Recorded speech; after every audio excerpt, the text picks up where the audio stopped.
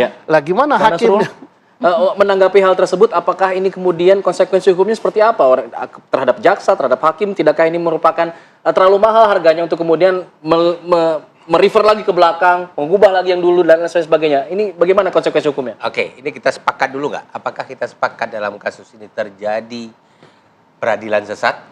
Saya mengatakan iya. Dari mana melihatnya? Faktanya apa yang terjadi sekarang? Orang sudah dihukum, Ya. dan ini berulang kasus yang terjadi tahun 70-an, Sengkon dan Karta. Ya, 80-an. Dan itu akhir 80-an ya, Ya. sebelum KUHAP lahir. Ya, karena ya. saya ingat itu ada Sebelum perma KUHAP. dari Prof. Omar Senoaji untuk PK-nya. Ya. Nah, enggak, kasusnya 70-an, Pak. Kasus 70-an, peradilan 80-an. Nah, kemudian peradilan sesat ini, sampai kapan kita mau berhenti? Maaf, saya harus ngomong keras sekali Pak Kapolri. Untuk apa kita terlalu sombong dengan kata-kata salam presisi? Kalau peradilan sesat tiap hari disajikan di hadapan publik. Mungkin Pak Susno tidak enak ngomong, tapi saya harus ngomong. Saya akademisi, Bang saya Nasrullah, praktisi. peradilan sesat berarti di tahun 2016 ya? Bukan untuk penanganan sekarang kan? Ya, sekarang kita belum ada, tahu. Bisa ya. saja terulang. Oleh karena petik. itu, jangan terulang. Oke. Anda jangan jatuh di lubang yang sama. Nah, kemudian, maaf, saya katakan, apa tugas jaksa pemeriksa berkas perkara waktu dikirim ke sana? Oleh karena itu harus ada audit. Ya. Kapolri audit tim penyidik dulu, penyelidik dan penyidik. Jaksa Agung audit tim penerima berkas, audit JPU-nya. Ya. Kemudian Mahkamah Agung audit majelis hakim. Bagaimana Anda melihat fakta persidangan itu? Maaf, secara umum, Pak. Ini secara umum saya ulang. Tidak semua jaksa seperti itu, tidak semua polisi seperti itu, tidak semua hakim. Ya. Seringnya adalah ketika kasus-kasus begini, si terdakwanya mau pakai pengacara, lo jangan pakai pengacara. Nanti justru malah berat. Gitu. Lo ngaku aja terus terang buat tuntut Padahal ringan. seharusnya hak didampingi pengacara, kuasa hukum ya. Tapi itu terjadi sejak awal. Oke. Nah, kemudian benar, ini Pak Susno ini saya kenal beliau sejak masih Kombes Pol. Ya. Kita Kami nyusun sama-sama tim perumus RUU undang-undang, KUHP. ya. Nah, saya termasuk orang yang paling keras menentang bahwa berita acara pemeriksaan tahap penyidikan itu diserahkan ke hakim. Tidak boleh. Kenapa? Karena apa? Hakim baca itu dulu. Ya. Nanti dia terbentuk otaknya di sini, apa yang bunyi di situ. Ya. Bagaimana proses itu diperoleh. Jadi tidak Ya. netral begitu? Tidak netral. Oleh karena itu, saya mengatakan berkas itu cukup sampai di jaksa. Ya. Oke. Di hakim tidak boleh diserahkan itu. Kemudian hakim hanya memperoleh surat dakwaan. Ya. Nah, silahkan kemudian gali fakta persidangan. Ya. Dan yang ada sekarang adalah hampir semua hakim sebelum sidang, Baca sebelum diperiksa saksi-saksi, siapa misalnya saksi Alfat mau diperiksa, dibaca dulu BAP-nya apa. Nanti dia sudah terbentuk di sini. Ya, opini. Nah, kemudian ketika di ruang sidang si Alfat mau merubah, saya tidak begitu. Loh, kamu ngomongnya begini Oke. dulu. Malah kepetok Sudah di situ. berpatokan Oke. pada itu ya. Jangan berbelit-belit. Ketika Tapi dia ini- merubah ini Dimarah. kita bicara fakta yang oke. terjadi. Iya. Ketika dia merubah keterangannya, Iya. nanti waktu hakim menjatuhkan putusan, ada hal-hal yang memberatkan dan meringankan.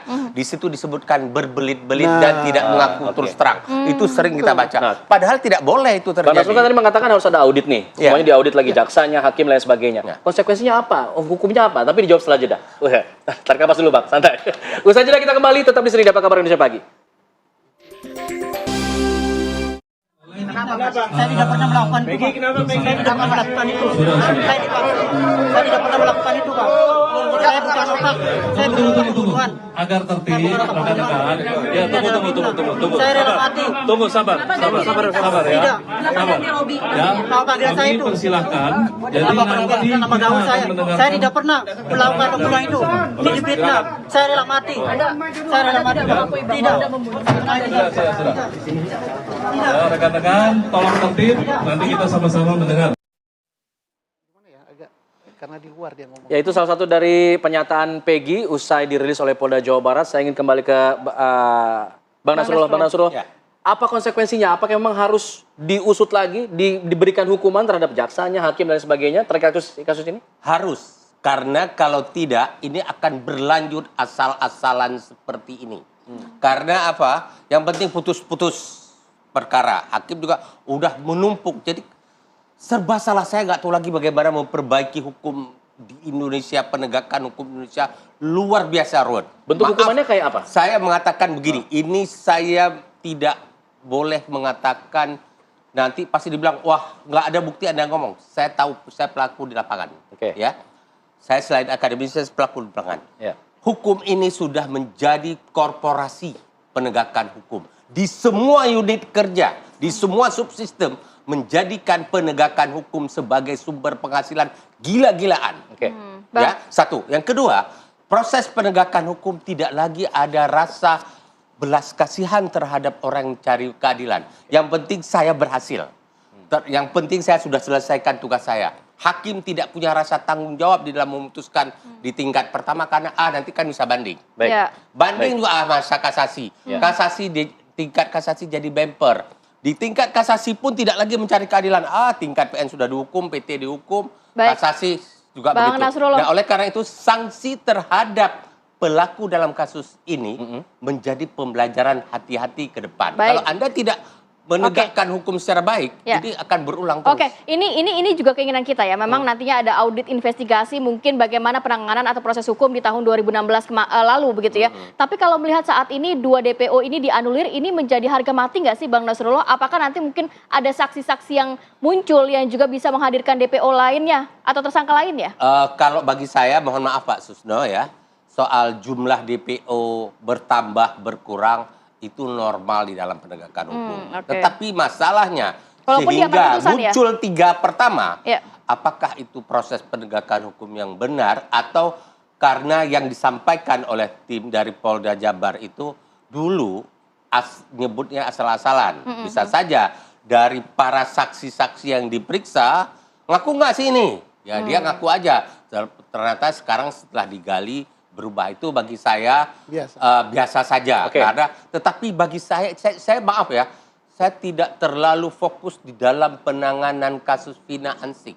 Tapi saya jadikan kasus keseluruhan. Vina untuk momentum proses perbaikan penegakan hukum. Kita diskusi ini kan arahnya ke Betul, sana. Iya, gitu. iya. Betul. Kalau kita tidak bicara bagaimana ini ke depan, Anda akan membiarkan dunia peradilan, sekali lagi, bukan dunia pengadilan, dunia peradilan. Ya. Peradilan. Baik. Itu semakin kacau balau, semraut dan seenak-enaknya. Oke. Anda lihat tiap hari kita ditampilkan, disuguhkan kekerasan-kekerasan. Apa nggak prihatin bagi Iya, anak cucu kita ke depan? Baik, jadi momentum ya Bang ya? Lawan ini. Baik. Saya ingin ke Bang Reza. Bang Reza, apa yang disampaikan oleh Bang Nasrullah, apakah juga menjadi keinginan kuasa hukum Vina agar kemudian ada audit investigasi dan menghukum pelaku-pelaku peradilan yang selama ini dianggap tidak sejalan begitu?